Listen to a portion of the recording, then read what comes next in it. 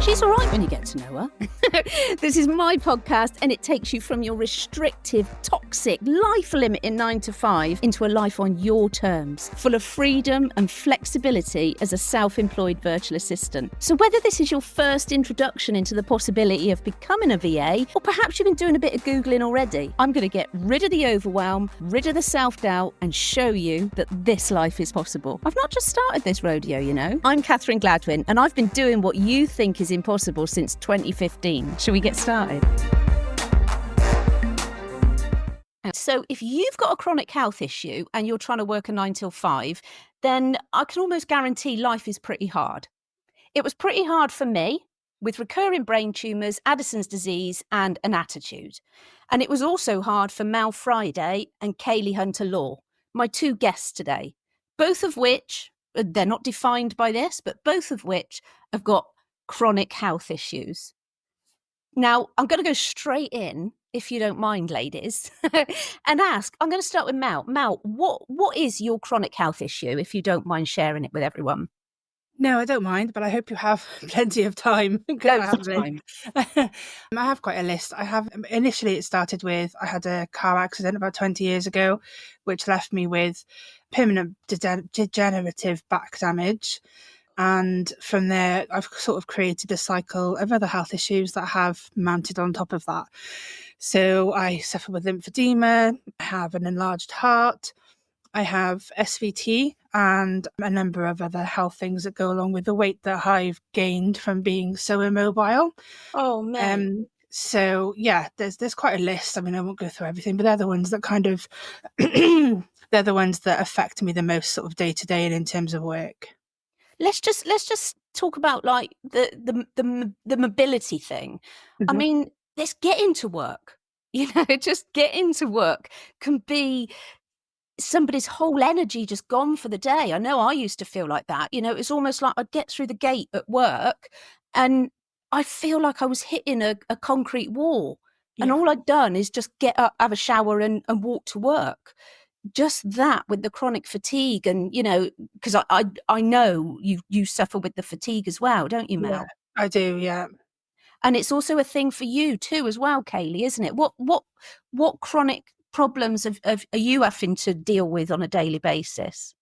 So mine is quite short and simple. I have Crohn's disease, but then there are a lot of things that have come sort of hand in hand with that, with, you know, long-term medication use and things that have sort of spiraled that haven't been sort of diagnosed or put labels on or anything. But yeah, Crohn's disease is the sort of encapsulating one. And both of you have said something that I can resonate with, and so will the people listening. And it's the things that come with our diagnosed problems and the side effects of the medication that we're given. I mean, if you were to shake us three together, it'd sound like a massive glass jar of Skittles, wouldn't it? Like maracas. For all the tablets that we take. I mean, like the listeners know, and like you guys know, that, you know, I'm on chemo at the moment. The chemo makes me feel sick. So I take anti-sickness medication, and the anti-sickness medication makes me constipated. So I take what I call pro-poo tablets, but then I get a bad tummy, and there's nothing I can take to make my tummy stop hurting. So it's that cycle, isn't it? So then I'm bedbound for a few days from this bad tummy where I'm getting like almost like pregnancy contractions. And and I know it's the same for you, but if I was to even try and work a 9 to 5, I couldn't, because I can't lay there in my bed working for somebody else, whereas I can doing this, what we do day in, day out as virtual assistants. So can you just, I mean, I've got both of your LinkedIns up here, and Mal, you've been a VA since September 2022, and Kayleigh, yours has been since July 23. So there's been a period, quite a big period of you doing this. It's not just been the last 2 weeks you decided to set up. Can you remember any differences to how you feel mentally and physically being your own boss to how you were in your 9 till 5? What are some differences? Kayleigh, I'll start with you if that's all right. It's just a world of difference. I mean, not the main thing, but one of the things that I always seem to go back to is the absence of guilt. I mean, I know in today's corporate land, there's so much shame about phoning in sick, and the guilt of phoning in sick and worrying about team members picking up my slack or everything that I've got to come back to when I go back to work, that would often make sort of my flare ups last longer because I was stressed about it. Yeah. So just being my own boss and not having that guilt means that I then recover quicker. So I can get back to what I'm doing quicker, which is just bewildering to me. Yeah. Yeah. It is, because you often go back too early, don't you? You think, oh my God, even if it's just a cold and the cold's, just dragging out and you've had a week off already and you think, I'm going to have to go back on Monday because I've got to get a sick note otherwise from the doctor and I can't get in with the doctor and he won't do them over the phone anymore. And it is that guilt. I've had a lot of teachers approach me recently because they're overwhelmed with teaching. It's not what it used to be. But what a lot of them have said is it's the guilt of actually leaving the profession. And the employee guilt, I don't know where it comes from, where it manifests from. It's obviously high above, but it's no good. It's giving you stress. And like you say, it makes things just get worse, doesn't it? Because you're just worrying and the anxiety. I've actually got a story about a time I went back to my 9 to 5 too quickly, but I'm not sure if it's TMI. Give it to us. I can edit it out if it's not. Fair. So with Crohn's disease, don't know how much you know about it, but it's a digestive issue. So, mouth ulcers. Imagine thousands of those throughout your entire digestive tract, or just bits and pieces of your digestive tract. So, yeah, doesn't feel very pleasant. But I worked in a court office at the time and it was really busy, and I was like, yeah, I'm fine, I can go back to work. I wasn't fine. I was just about to get off the bus outside the court and I was like, I'm going to be sick right now. So I got off the bus and was sick on the window of PC World. But it gets worse. While I was being sick, the other side also activated. Oh, mate. Yeah. So that was really fun. I then had to just get straight back on the bus and be like, I'm going home. I shouldn't have tried this. Should have. But yeah, I felt so guilty. It was a Monday morning and I think I'd been off since like the Tuesday the week before. So I was like, oh, it's Monday, it's fine. I'll go back to work. No, mistake. Should not have done that. And yet, if we were to see you in the street, we'd think there's nothing wrong. Yeah. Wouldn't we? I mean, obviously not on that day. No, but, the employees of on PC other World days. just staring at me like, what is going on? Yeah, we're carrying so much with these chronic health issues that trying to carry the weight of worrying about our jobs and our livelihoods, because you have too much time off sick, it doesn't look good against your record, does it? And they may come to you and, when it's the time for redundancies, you're first on the list because they're, in inverted commas, wasting money on you. That's all so prevalent in our minds when we're employed. Kayleigh, you may think it's not so relevant, but it is. You also mentioned to me a long time ago that you were able to care for your dog. Yes. So tell us about that. So my little dog, he's lying beside me now. I'm surprised he's not barking because he always does. He, ironically, has basically the dog version of Crohn's. What's it called? It's like food responsive chronic enteropathy or something. I don't know. Basically, food triggers his tummy.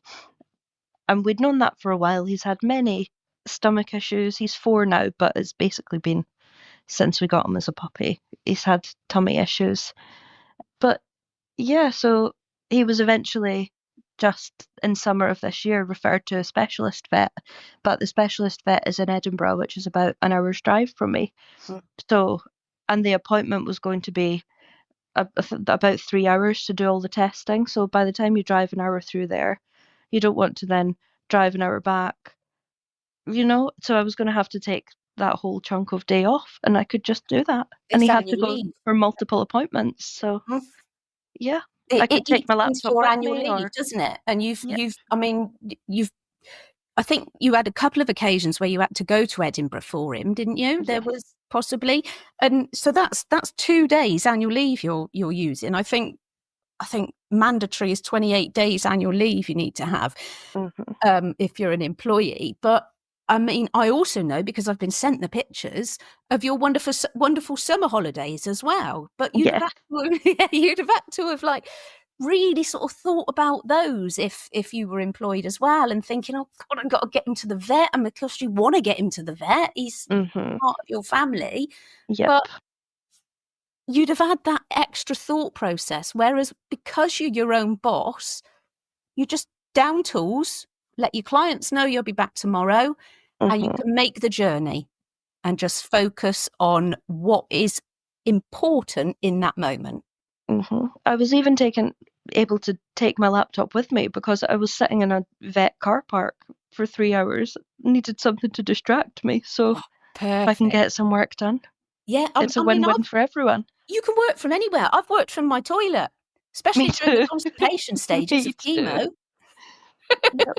I think that might be too much information, actually. We might have to edit that bit out. No, I was just about to say I'm jealous of the constipation part. No, I'm not. But Anyway, that's another podcast. yep. Mel, if you're still with us I'm here. after all of that, and I'd love to know just how things have changed for you mentally and physically, if physically as well, now that you are your own boss. Well, yeah, I mean, a lot of everything that Kayleigh has just mentioned, the stress, the guilt, all of those things were top of my list of the differences. I had so much guilt. I felt so bad for my colleagues. I made myself really ill and ended up on long-term sick leave. And then you end up with the stress of, knowing you're triggering the sickness policy, then you get called in for all these meetings.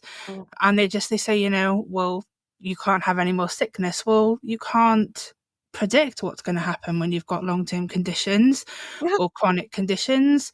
And yeah, they're not very supportive, and those systems are not set up to support people like us. And it makes you feel like you're the problem, but you're not. It's because you're living in their world and trying to abide by terms that don't work for people that have chronic conditions. Absolutely.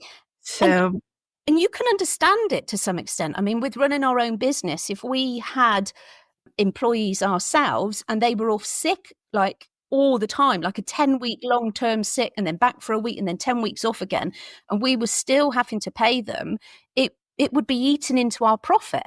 So I can totally understand it. yeah. And Yeah. I can't see a way that employers can adapt, but I can see a way that we can adapt. And it's what you two have done. It's what I've done. We've adapted and we've made our lives easier. I mean, yeah. And I know, Mel, we've talked about this in the past, that, we didn't just want a life on benefits. We wanted a purpose, both Yeah. of us. Yeah. And they were the options. It gets to the point where you realize that you're not going to work in employment anymore. It doesn't work for you. You're not employable without making yourself really ill. And so out of necessity, I guess, I looked at other options, and I had to find a workaround, and this was it. Yeah. And I also know, I mean, I can edit this out if you don't want this bit in, Mel, and I didn't put it in the questions, but I know that you suffered enormously at the beginning as well with self-doubt, that you couldn't do it. So much. Absolutely so much. I hated LinkedIn. I didn't want to post about anything. I felt like I couldn't post about my disabilities and my health conditions. I felt like I needed to be careful what I was saying because people wouldn't employ me or hire me, because in employment, they were things that would put people off and that would be barriers. But actually, it's turned out to be my unique selling point. The reason every single one of my clients hired me is exactly that, for my disabilities and my understanding that other people don't have. Boom. You have just put that so well. And I know Kayleigh's going to be nodding there as well, because one of the questions is that I was going to ask today is, do you let people know that you've got a disability? I mean, I'm registered disabled and I've only told my team this. So this is still quite scary to say this in front of how many people. I don't know how many people are going to listen to this. But the other month I bought a mobility scooter to help me get around because it's getting harder and harder with the chemo. And I'm embarrassed by that. I am embarrassed by that. But equally, I talk about my issues, my disease, my recurring brain tumour. And like you say, Mal, it's a unique selling point. It lets people know that you're real, that you're normal. You're not this swishy haired, 6-figure a week person that's got zero interest in supporting anybody, just wants to make a bit of money. Yeah. Because you share your disabilities, because you share your health issues, people know that your business is important to you. This isn't a side hustle. This isn't to get a bit of extra money for a holiday. What do you do, Kayleigh? Do you talk about it as much as you want to, or what have you found? I just wanted to do a quick interlude to say that I think getting the mobility scooter is akin to becoming a VA. If you compare working a 9 to 5 to walking, it's something you're not easily able to do in your circumstances. So you've put that adaptation in place. So you can make your life better. It's the exact same circumstance. And I think doing that for yourself is something to be proud of. So Yeah, I don't think you should feel any shame about that. Well, that's very kind. Thank you. I certainly wouldn't have been able to afford the bloody thing if I didn't have my own business. Fair. They are pricey. Aren't they just? Yeah. But yes, I do talk about it with my clients, usually on the discovery call. One thing I do within my own business is I don't tend to take on work that requires me to be around at a certain time. I mean, I know with your community management, there's certain days that I do, and that's fine because that's easy to do, from my phone, from wherever I am. But if a client wants me to be available Monday to Friday, 1 till 3, for example, I won't take on that work because I don't know that I'm able to commit to that. So that's something I'm quite particular with in the clients that I choose. So yeah, I'm open about that. But one client that I work with, her dad had Crohn's disease as well. So that was sort of an automatic little affinity that we had on the discovery call because she understood that. She saw him go through it her whole life. Part of that know, like, and trust, isn't it? People get to know you. And you often, a lot of people don't talk about their situation, their issues or things like that, because maybe it's happened in the past and they're better now or something like that. But I used to work with this guy. And when I first started working with him, I'd had 2 brain tumours and we were in, I don't know, in inverted commas, remission, if you like. There was no chance of it ever coming back, apparently. And then it came back. And then all the other symptoms started and blah, blah, blah. So he was with me through that. And through that time, he started to open up about his own mental health issues.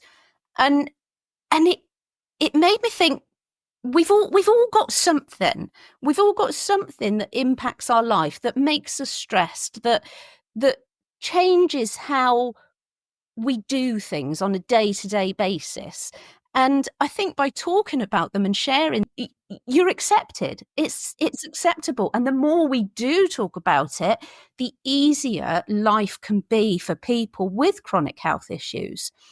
And I don't know, do you agree? Do you think the stigma around it is Absolutely. I think when people feel like they're different, they're scared to say.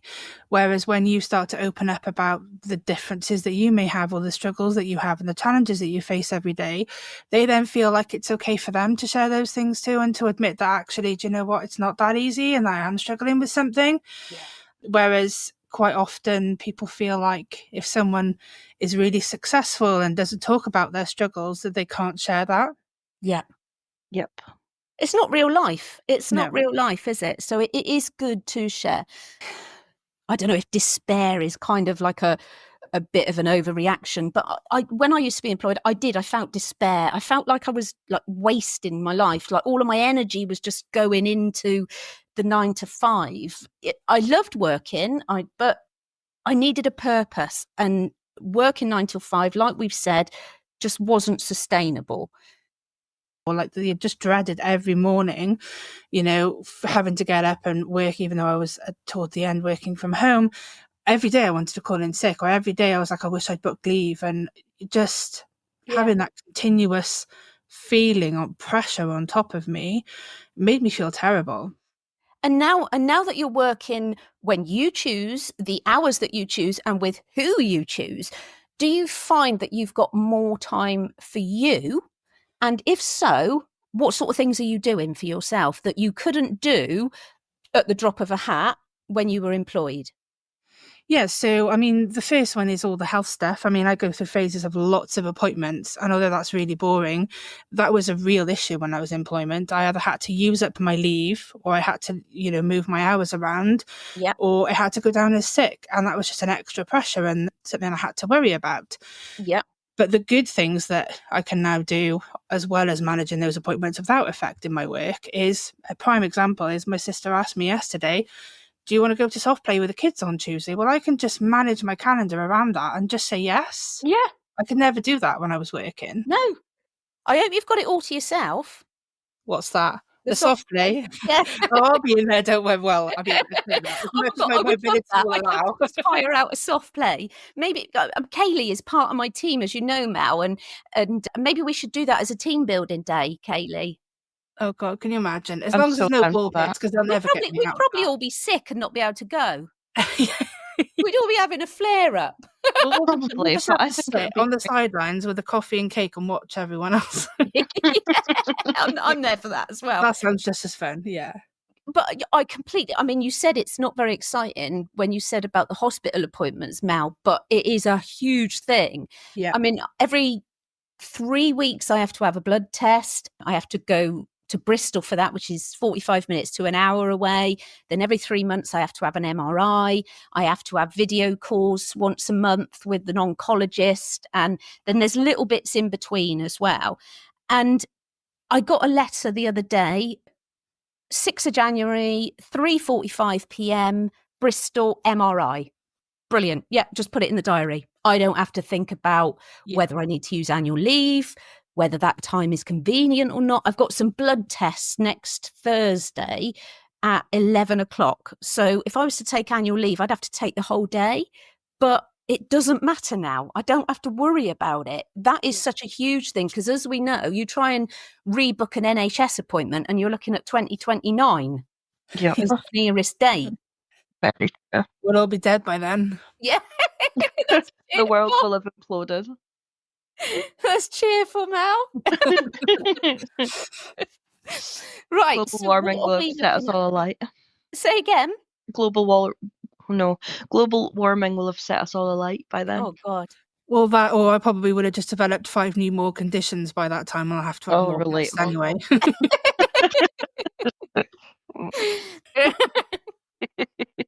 So we just when the 9 till 5 became just too much, what did you, I mean, I think we've all both talked before that we did look at the option of benefits, but again, we felt we needed a purpose, and you get stuck in that cycle of benefits, and there's no control over it. You don't know if it's ever going to be stopped or reduced or changed, or and so many people fight for their benefits when their conditions haven't changed, and in fact they've got worse over the years, but they're presented with that stress of having to renew things. So I know that this is the reason why you guys looked at continuing your career, but what made you think about becoming a virtual assistant? What did you see online? What triggered it? Well, my answer's going to be you.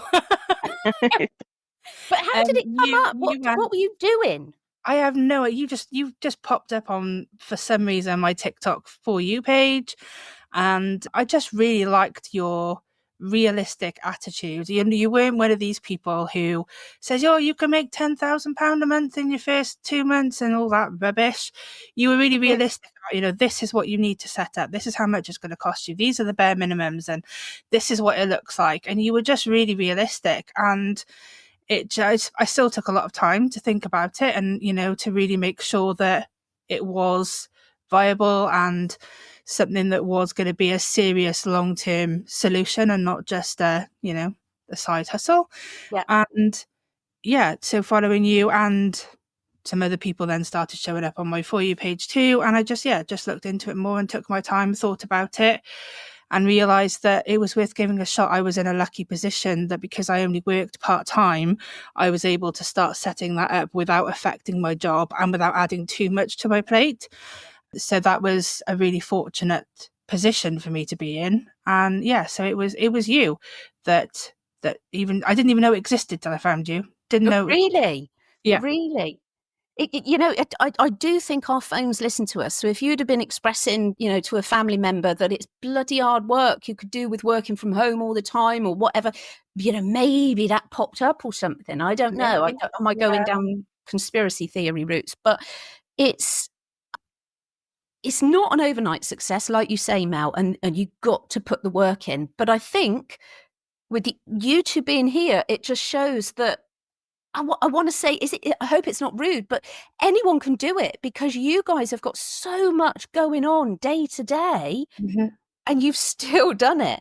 You're still doing that marketing. I mean, I got Kayleigh's and I got Mel's. I got Kayleigh and Mel's LinkedIn open here, and Kayleigh's just on it. I've just looked through Kayleigh's stuff, and it's just so inviting. It's so good. She's on it as often as she can, but she still has days where she can't do anything and she steps back from it. But then she pushes herself, doesn't push herself, but she allows herself to get better and she goes for it again.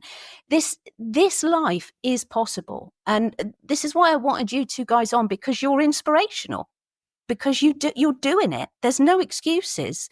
You wanted this, you wanted a purpose, you wanted a better life. You've done it. You really are incredible, both of you. Thank you. Thank you. And I don't feel like I'm anything special, and I don't mean that I'm putting myself down type of thing. I just mean if I can do it, I know people say it all the time, but if I can do it, anyone can do it, because I don't feel like I have any ultra superpower skills that other people either don't have or can't learn. So if I can do it, then other people, if you want to, can too. Yeah. Absolutely. And you have got superpowers, if you like. You've got strength and resilience, because dealing with a chronic health issue or anything else that's going on in your life, even if a dependent has got a chronic health issue and you're having to deal with that and learn about that, it's all taking up brain space. You're incredibly strong, both of you, incredibly strong. Well, same to you. I very much admire you, and that's another thing that really attracted me to following you more, was your story and the fact that, again, because I was disabled and dealing with chronic health issues, and that was the obstacle, because you were dealing with that too, and that was one of the reasons that you moved into this industry. Yeah. And it's so important to talk about it and share it, like we said. So Mel, you mentioned that you were working part-time, so in inverted commas, it was a little bit easier for you to build the business. But Kayleigh, what was your situation when you started to build? Where were you in life? So I was working a 9 to 5, but it was all from home. And it was honestly one of the most relaxed jobs I'd had, in terms of sort of being off sick and stuff. It was a startup, so everyone was pretty chilled. There wasn't any of that sort of corporate big rules that have been in place for decades that are outdated, that everyone still follows because they can't argue with it. But I was signed off sick at the time. I'd been off for about a month, and then I got a call from my boss one day that was basically like, by the way, we're going in a different direction with the startup. We don't need you or your team anymore. So here's you stopped working today, and I was off sick anyway, but the rest of the team stopped working as of that day with 6 weeks redundancy pay. So yeah, that was my situation. But then the day after I was told this, I was hospitalised. So, because the flare up I was having just wasn't getting better. So it was while I was in hospital, I was like, oh no, I've got 6 weeks' pay. I've got no job anymore. What do? Help. So I was basically just frantically Googling work from home jobs. And then, yeah, I think it was the algorithm that picked up on that, because then you appeared on my TikTok and I was like, That would do here's nicely. another sick person. I could do that. But unlike Mel, I did not take my time because I had 6 weeks pay. So I was basically just like, I need to do this right now. Shove the starter guide on my credit card. Don't recommend, but hey, it worked out. No, So, I don't ever recommend anybody spends what they haven't got. no, but I was like, I'm doing it. I'm taking the risk. Yeah, I'm glad I did. But yeah, that was my situation. Yeah. Panic was my situation. It's incredible, isn't it, that when we are presented with something that often fuels us, when we're in a situation where we have to do something, and it can fuel us to make that change. I started my I talk about this all the time, so I won't go into it, but I started my business alongside my 9 to 5 because, and I don't care now, I left 9 years ago, but yeah, I was doing stuff while I was at work. Obviously, I'm not saying that people should do that because I'll get in trouble and what have you, but yeah, and evenings and weekends. Oh, and lunchtime as well. I was doing stuff. It's all possible. And with the marketing side of things, when you're starting out, just half an hour a day is absolutely fine. Absolutely fine. Now, I'm going to have a look at the questions again in a minute. Hold on. Yeah, so Kayleigh, you briefly touched on like not having clients that require you for set times or set days, or you so that you're flexible and you can work around any naps that are needed, or any flare ups, so that you can just manage your health much better. Do you do the same, Mel? Yeah, absolutely. I wouldn't be able to manage otherwise. So I can only manage sat at a desk for a certain amount of time. I'd need to elevate my legs. And if I'm having a really bad day or I've got really high pain, I can usually work quite flexibly. I, again, don't have clients that usually need me for set times every day. There will be things that are booked in, obviously, but not the same time every day, every week. So the flexibility is 100% for me the main positive thing for being a VA. Yeah. And it's actually taught me as well to just realize a little bit more that things don't need a response straight away. So Mhm. now that I've got VAs that work with me, so I've got Rochelle that does my support inbox, and she's not available every day. She's not available 24/7. And she pops into the inbox when it's her working days, and the working days she's chosen those. And sometimes it's at strange times of the night that she'll reply or whatever, but that she chooses that. And because of my own situation where I can't commit to hours like you guys can, it's really shown me that it's not essential to do that either. No. There is no real urgency. If it's going to sound quite bad, but if somebody hasn't received a receipt for buying one of the courses, I don't need to respond within 20 minutes. It's okay to respond tomorrow. And it's just about this whole thing, this whole lifestyle is just about having a more gentle life, more relaxed life, so that we can manage those stresses. Because stress, I know I'm got no medical training at all, but I think the listeners and you two will agree that stress manifests in physical and emotional issues, doesn't it? Absolutely. I Yeah. heard something, and I don't know where from, and I don't know how scientifically correct this is, but I heard on, I think, a podcast that with the exception of radiation, stress is the most damaging thing on a cellular level to the human body. Yeah. How bad is that? Yeah. I can get it. I mean, there's correlations between, I mean, they don't know why my kind of tumor grows, but there are papers that think that childhood trauma and the stress that can be created in those instances can manifest in a tumor in later life. And Wow. it's stress is unbelievable. And hopefully, Kayleigh, too, you're finding a difference with being able to manage your stress. Yes, definitely. Stress is definitely one of my biggest triggers. I mean, I hate sort of comparisons and stuff like that, but for sort of healthy people, when they're stressed, sort of stomach issues often are one of the first things that crop up. So if you imagine that on a whole different level with someone with a gastrointestinal disease, you know, stress really does make things very difficult for me. So Of course.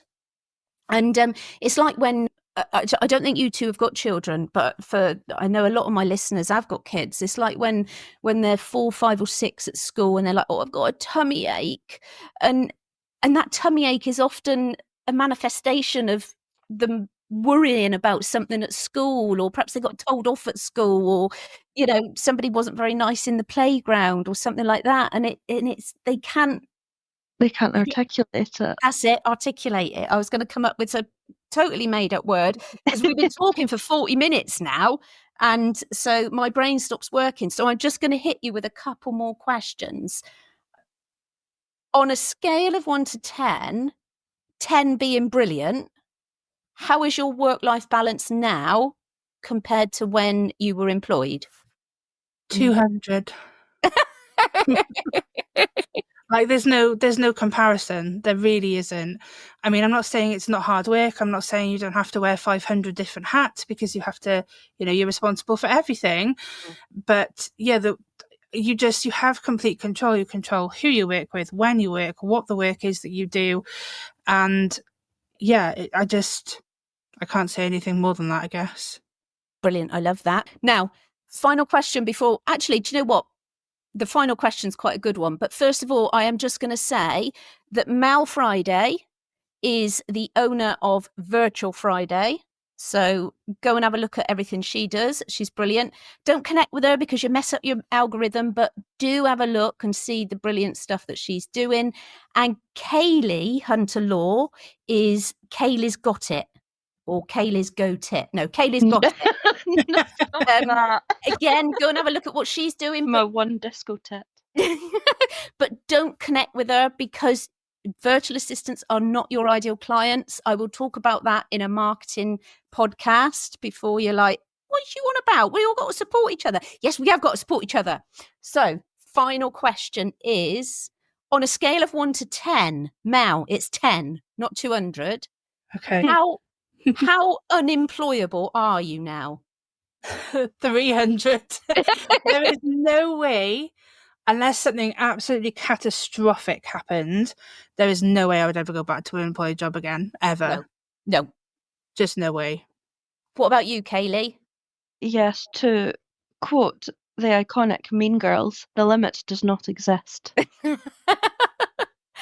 was actually unemployable while I was employed, to be honest. Yeah, same. That's why we ended up here. I mean, for a lot of disabled people or people with chronic illnesses, the reason we end up self-employed isn't because we had some big dream and a business plan and a goal and this vision. It's because we've had to do it for necessity. Yeah. We've had no other option. We've had to find a way that works for us, and the system isn't set up to support that, because if we didn't use the proactiveness and do it ourselves, the alternative is you end up on benefits, because that's all that's available. So the option was to give up, which I didn't want to do in my 30s.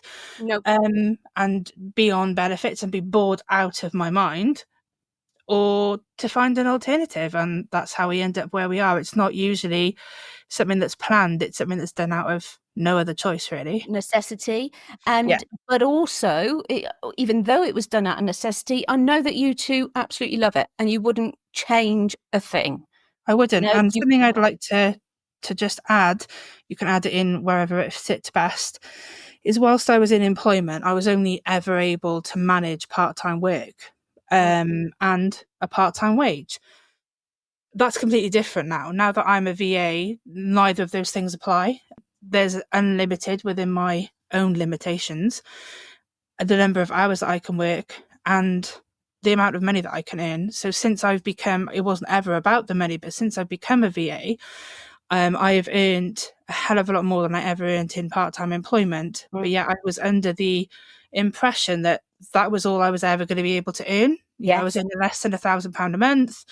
And I felt like that's all I was ever going to be capable of bringing in because I felt like I had those limitations. And being a VA has completely blown those doors wide open. And I have a completely different life, financially as well as work life.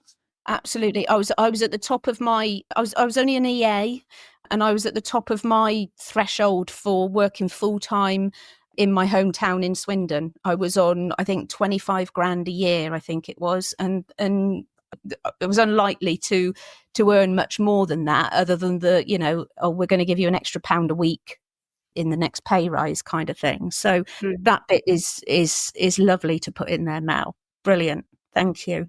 I was going to add something, but I don't know if it'll get a bit dark. The combination of chronic illness and then, I'm neurodivergent and then I struggle a lot with mental health as well. When you've got those three things together and you're trying to battle a 9 to 5, you get to the point of, what's the point? I can't live like this. Like, is this what the rest of my life is going to be? Because I cannot see a future like that. Yeah, because you feel like that's the only option. Yeah, it does get dark and it does get scary. And,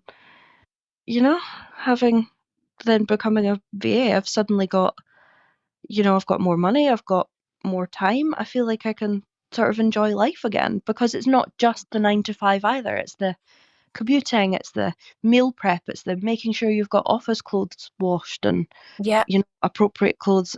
It's all so much, and it's all so taxing on both the brain and the body. And now, I'm sitting here in a massively oversized Taylor Swift hoodie and leggings that are overdue a wash, if anything, and no one cares.